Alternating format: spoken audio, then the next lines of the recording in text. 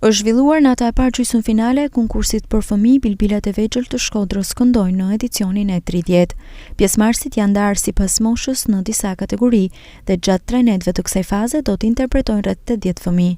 Përgjegjësi i artit Ermir Zoga tregon se të rinjt kanë paraqitje të mirë në këtë konkurs. Prej disa muajsh, më thënë drejtën, që vazhdon puna vazhdimisht në qendrën kulturore të fëmijëve me gjitha shkollat e qytetit, ku fazë mas faze kemi mbrit këtu në gjysmëfinale, që do zhvillohet me 3 ditë, me 3 grup mosha.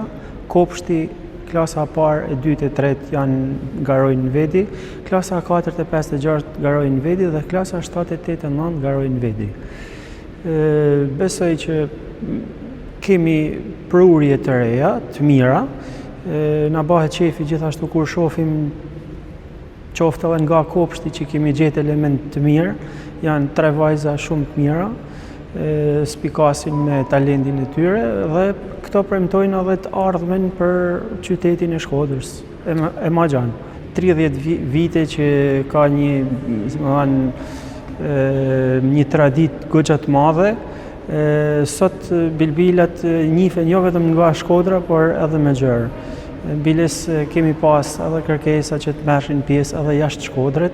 E par vjet kishim por rastin që vishin nga Tirana për me marrë pjesë, megjithatë jashtë dhanë përparësi qytetit Shkodrës për të pas një garë mes njëri tjetrit. Në natën e dytë të kompeticionit do të performojnë fëmijët e klasave të 4-ta, të 5-ta dhe të 6-ta, ndërsa juria profesionale do të përzgjedhë më të mirët që do të kalojnë në finalen e madhe.